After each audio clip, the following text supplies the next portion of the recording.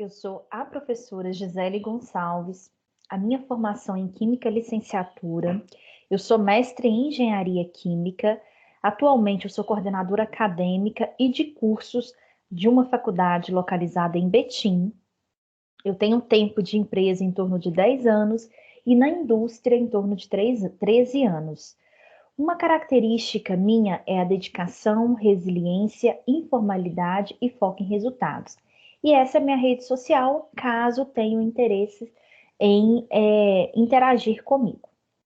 Então, hoje eu vou falar sobre o HACCP, que é a Análise de Perigos e Pontos Críticos de Controle.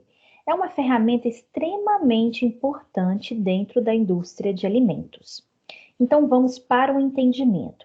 Nós precisamos saber do conceito do HACCP, a etapa zero, etapas preliminares e os 7 princípios do HACCP. Então, quando a gente vai avaliar o conceito do HACCP, a gente precisa primeiro entender como que surgiu o HACCP. E ele surgiu em meados de 1960, tá? Quando a NASA, né, ela precisa ter um sistema de seguro para os alimentos dos astronautas. Imagina um investimento que é levar um astronauta para o espaço e ter que retornar fora do tempo previsto por causa de algum alimento que fez mal a esse astronauta. Então a NASA, ela já veio com essa responsabilidade através desse estudo e em 1969, o Codex Alimentários, ele publica os códigos para práticas de higiene de alimentos que envolvem as boas práticas de fabricação e o HACCP. Em 1971, nos Estados Unidos, há uma Conferência Nacional sobre Proteção dos Alimentos, conceitos apresentados pela primeira vez. E aí, em 1980, nos Estados Unidos, o HACCP é padronizado entre as indústrias e agências reguladoras. E aí, em 1995, estabelece que o HACCP é como mandatório para a indústria de origem marinha. Em 1998, o HACCP também obrigatório para a indústria de ovos e carnes. E também, né, a portaria número 40, que estabelece o manual de procedimentos do controle de produção de bebidas de vinagre baseado nos princípios do HACCP. E em 2005, a primeira norma a incluir o HACCP como elemento-chave. E aí o Codex Alimentários, ele em 2003, né, que ele estabelece que é o direito das pessoas terem uma expectativa de que os alimentos que consomem seja seguro e adequado para o consumo. E as doenças ou danos provocados por alimentos são, na melhor das hipóteses, desagradáveis e na pior, fatal. Então, o que quer dizer? Que eu preciso produzir um alimento e esse alimento ele precisa ter qualidade. Então, o surto de doenças transmitidas por alimentos podem prejudicar o comércio e o turismo, gerando perdas econômicas, desemprego e conflitos.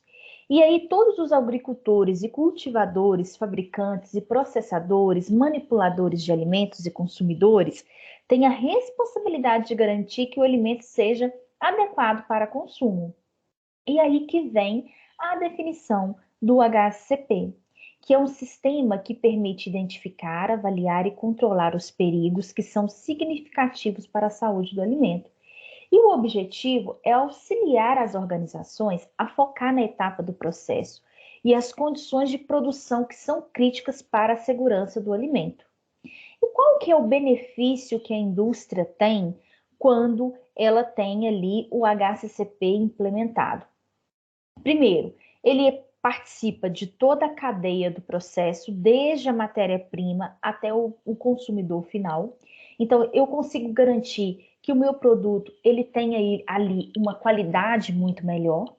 A melhoria e segurança dos alimentos produzidos, ou seja, eu não vou ter um produto com contaminação física, química ou microbiológica, ou até mesmo alergênico. Facilita a inspeção por parte de autoridades reguladoras, porque tem todos os princípios que devem ser cumpridos, que é o básico para a produção do alimento. que engloba aí o HACCP também, e maior confiança para o comércio internacional, caso eu queira exportar o meu produto. E aí, na implementação do HACCP, é de responsabilidade do gerente da unidade, e aí esses nomes variam de empresa a empresa. Normalmente é o gerente geral ou o dono da empresa, ele é responsável por garantir a implantação e manutenção do HACCP. E aí tem que ter o compromisso da alta gerência, que dá suporte à equipe de HACCP. E o dono do plano HACCP precisa ser alguém da área de qualidade. O indicativo é que fosse o asepsista, que controla toda a parte de higienização dentro da indústria. Porque ele vai, participar das atividades de elaboração, verificação, implementação e manutenção também desse plano junto de uma equipe multidisciplinar. E é de responsabilidade do gerente de qualidade divulgar todo o material de HACCP nas reuniões de alinhamento entre os setores de liderança. E no mínimo, mensalmente, essa equipe ela precisa reunir para tratar dos assuntos, para conversar um pouco sobre o HACCP. E no mínimo uma vez ao ano, ou quando houver necessidade, o plano todo de HACCP precisa ser revisado. E aí a gente vem, nas etapas preliminares da implantação do HACCP. Então, a formação da equipe multidisciplinar precisa ter um representante de cada setor dentro da indústria, seja da área da qualidade, seja da área de processo, seja da área de manutenção, de elétrica, de tratamento de água, de tratamento de esgoto, parte de utilidades, o que for. Eu tenho que saber a descrição do meu produto, o uso intencional do produto. Por isso que em bebidas alcoólicas sempre vem para maiores de 18 anos, porque esse é o uso intencional do produto. Fluxograma dos processos e confirmação desses fluxogramas. E depois eu tenho os 7 princípios, que é listar os perigos e potenciais associados em cada etapa, determinar os pontos críticos de controle, estabelecer, os limites críticos de controle. Também o sistema de monitoramento para o CCP, que é o ponto crítico de controle, precisa ser estabelecido, as ações corretivas, estabelecer procedimentos de verificação e documento e guarda de documentos também, porque eu preciso registrar. Então, quando a gente fala da etapa 0, que é essa parte básica, contemplando os 12 princípios aí do HACCP, precisa ter o suporte da alta gerência, a prioridade atribuída ao programa, porque se eu tiver que fazer algum investimento, eu preciso fazer. O não envolvimento prejudica ou impossibilita o sucesso do programa. Então, todas as áreas, todos os funcionários, eles precisam estar envolvidos nesse programa. E aí, quando a gente fala do programa de pré-requisito, ou PRPs, a gente está falando do básico, que é para dar o suporte para riscos que são menos prováveis de ocorrer e justificativa para não adicionar um determinado perigo potencial ao plano de HACCP.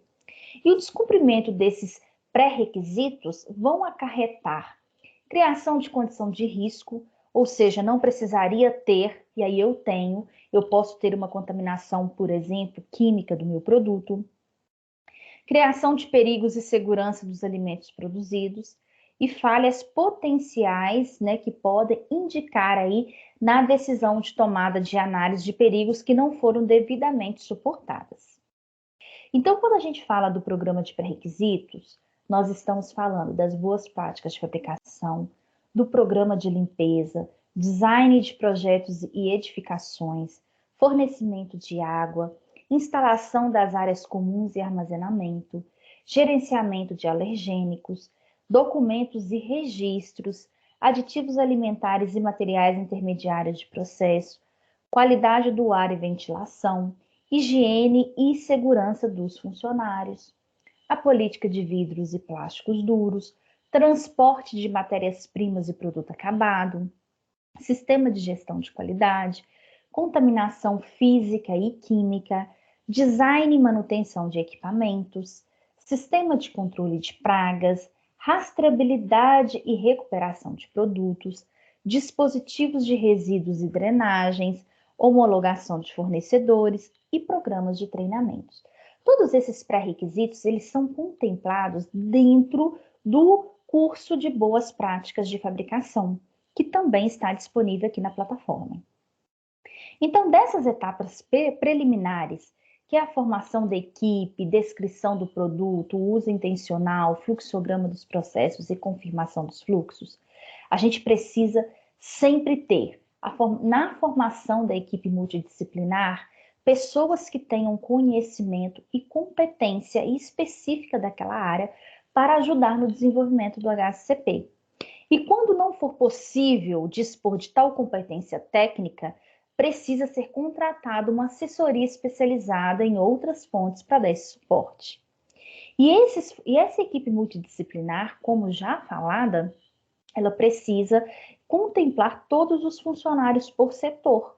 Por quê? Aí cada funcionário ele tem ali uma visão macro e do sistema, do processo que vai ajudar na elaboração aí do plano HACCP. E aí eu tenho sempre que ter nessa formação da equipe o nome completo, a área e a função. E também eu preciso ter os membros suplentes na equipe multidisciplinar. Então, por exemplo, eu sou o dono da empresa. Na minha ausência, quem vai ser o meu suplente? Vai ser o gerente da elétrica. Então, eu preciso ter o nome dos integrantes aqui obrigatórios e também o nome dos suplentes em caso da falta de um integrante obrigatório.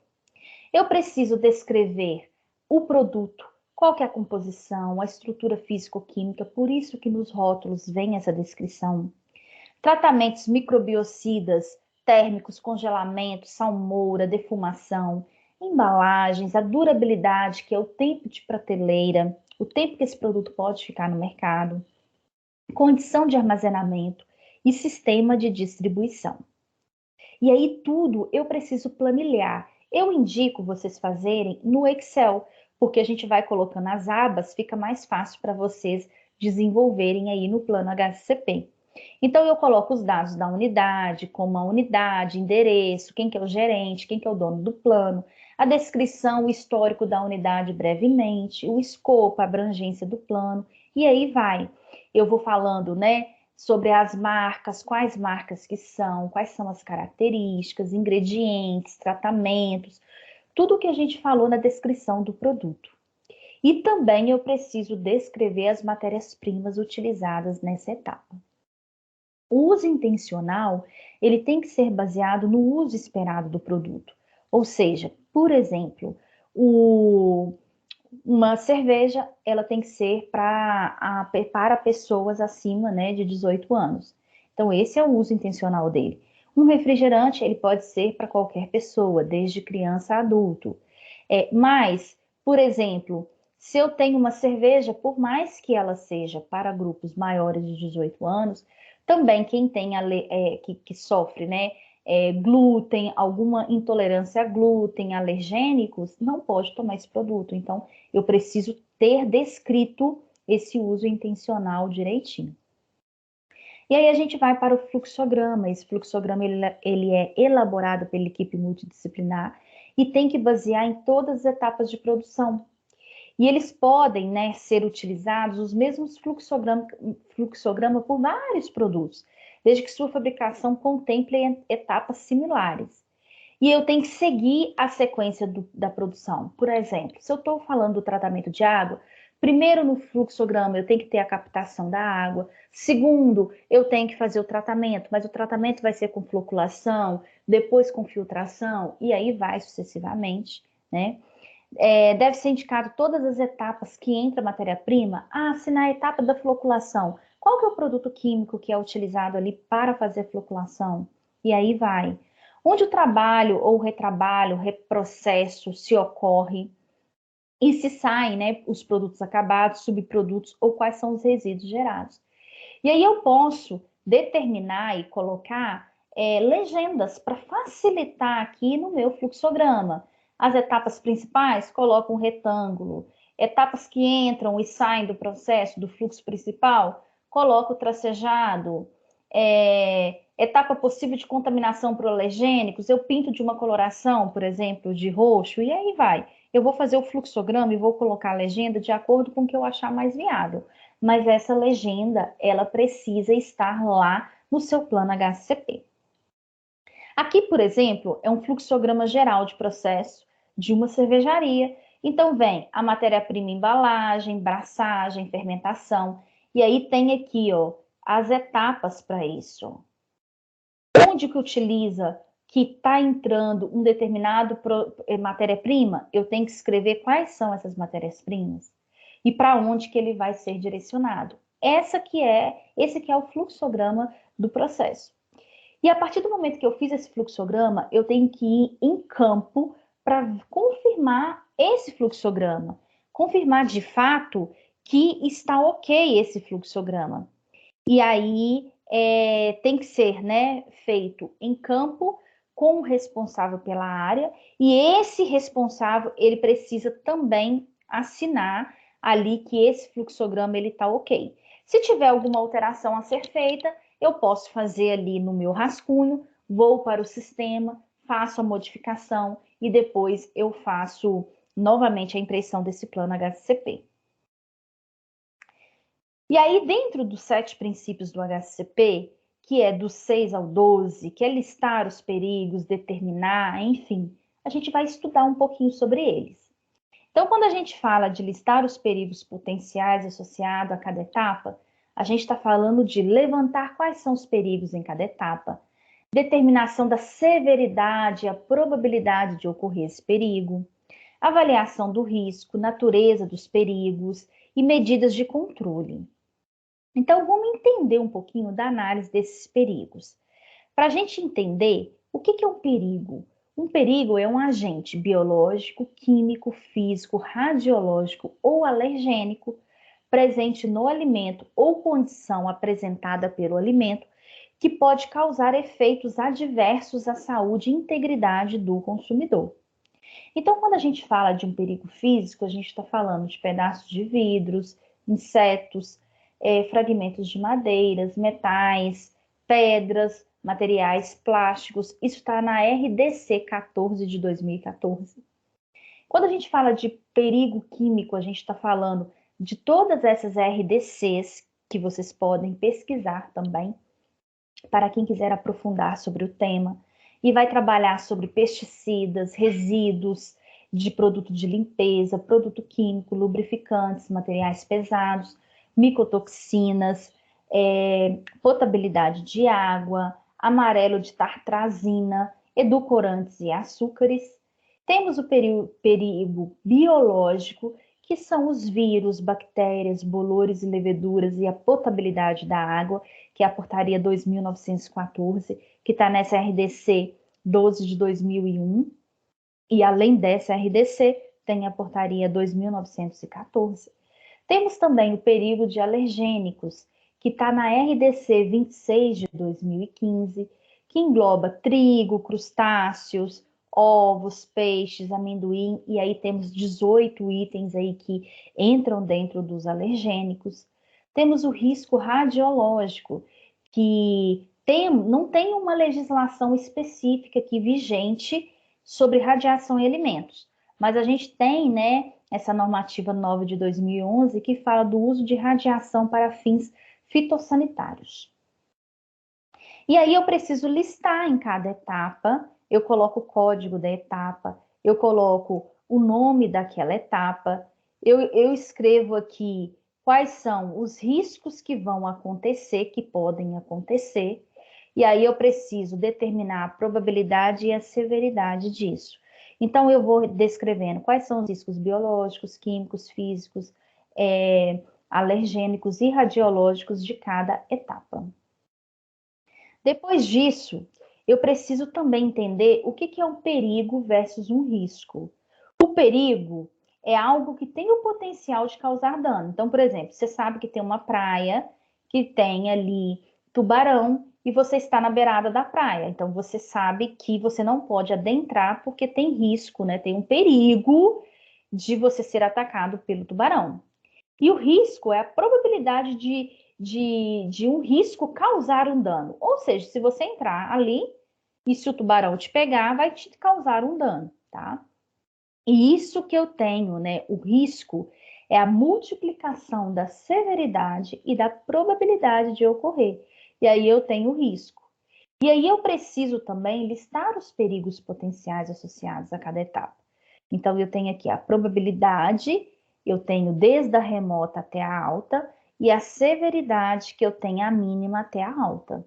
Então, como que acontece isso? Por exemplo, se eu tenho uma determinada etapa no processo, que a minha severidade é mínima, então vai ser 1. Por isso que a equipe multidisciplinar é extremamente importante vocês se reunirem, porque de fato precisa, né, de fazer essa análise satisfatória. E aí, se você tem uma severidade 1 e uma probabilidade remota, então é satisfatório. Então, eu sei que 1 vezes 1 vai ser satisfatório. Se, por exemplo, eu tenho uma severidade baixa, que é o 2, mas eu tenho uma probabilidade alta, então vai ser 2 vezes 4, que vai ser 8. Então, eu tenho aqui, ó, um risco pequeno. Agora, quando que eu tenho um risco alto e que merece atenção? Quando a minha severidade for alta e a probabilidade de ocorrer também for alta. E isso tudo eu vou listando aqui no meu plano HCP. E aí eu vejo se, de fato, né, eu tenho uma probabilidade, eu tenho um risco alto de ocorrer e qual que vai ser a medida de controle caso esse risco aconteça. E a partir daí que eu tenho um risco alto, ou seja, a probabilidade é alta de ocorrer, né? Então eu tenho esse risco muito alto, eu tenho um ponto crítico de controle. Ou seja, ali eu posso ter uma contaminação física, química, microbiológica, radiológica ou de alergênico. E que isso ele vai ali impactar a saúde do consumidor. E aí, para isso também, para determinar se é um CCP ou não, a gente precisa avaliar através da árvore decisória. Então, nós temos uma árvore decisória para matéria-prima e para produto acabado. Então, eu vou fazendo pergunta mesmo em cada etapa. Por exemplo, existem medidas de controle preventivas? Se tem medidas, eu passo para essa outra pergunta, que é a questão 2. A etapa é especificamente projetada para eliminar ou reduzir a probabilidade de ocorrência de um perigo a um nível aceitável? Se sim, eu já venho como um ponto crítico de controle. Se não, eu faço ainda a pergunta 3, até verificar se é um CCP, que é um ponto crítico de controle, ou se não é um CCP. E aí, através dessa árvore decisória, eu consigo colocar aqui qual que é um exemplo no Excel que vocês podem utilizar, qual que é o CCP e numerar esse CCP. Vai que dentro da indústria vocês têm aí 4, 5 CCPs, que são os pontos críticos de controle e que eles merecem e precisam ser dado atenção. E aí eu preciso também estabelecer os limites críticos para cada etapa. Ou seja, o limite crítico é o que vai liberar o aceitável do não aceitável. Por exemplo, é aceitável eu tomar um refrigerante com caco de vidro? Não, não é aceitável. Mas é aceitável eu tomar um refrigerante com menos açúcar dentro da especificação? Ou seja, no limite inferior? É aceitável. Então, isso que é o limite crítico. E aí eu preciso verificar também desse limite crítico, né? O que pode ou não, o que se der alguma não conformidade, eu vou totalmente jogar fora, ou que eu posso retrabalhar ainda esse produto. E aí eu tenho também que estabelecer o monitoramento, ou seja, de quanto em quanto tempo eu vou fazer a inspeção daquele CCP, que é uma medida ou uma observação programada de cada um do CCP em relação aos seus limites críticos. E aí,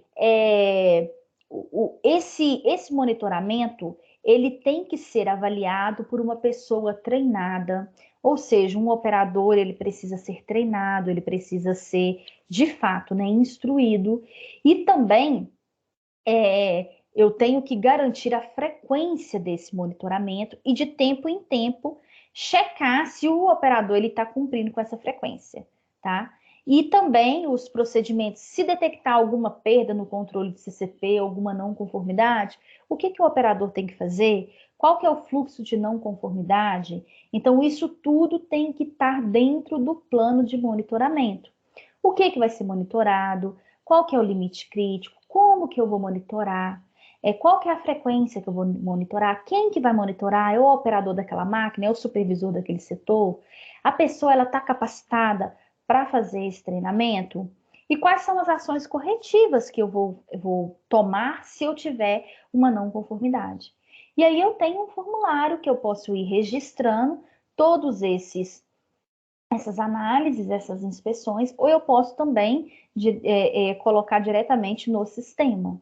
E eu preciso estabelecer as ações corretivas. O primeiro delas é dê uma não conformidade para a máquina. No primeiro momento, para a máquina, para depois permanecer com a produção, porque dependendo do que passou, se for caco de vidro, por exemplo, tem que jogar tudo fora, tá? E de tempos em tempos, a área de qualidade, junto com o supervisor, fazer uma verificação se de fato está tudo ok, para não deixar toda a avaliação feita pela operação, tá? E aí eu preciso também, né, sempre, o que fazer, né, na validação, as informações. Quais são os tipos de natureza de perigo que eu tenho? Físico, químico, microbiológico, alergênico ou radioativo? O que fazer? Como fazer em caso de uma não conformidade? Eu tenho que fazer uma amostragem? Eu tenho que fazer uma análise de novo? Eu tenho que enviar para fazer análise de metal pesado, o que for? E o que se espera é que esse perigo de fato seja controlado e que eu não coloque no mercado um produto que tenha uma contaminação.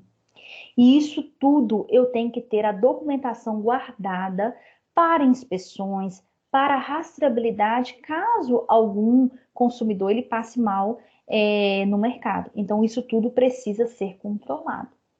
Aqui é um exemplo mesmo de um formulário que vocês podem colocar na área para fazer essas verificações, para fazer esses registros.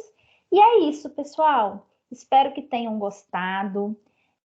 Qualquer coisa, podem me acionar nas redes sociais e eu estou à disposição para esclarecer essa área tão boa, tão abrangente aí para vocês, né, engenheiros, farmacêuticos.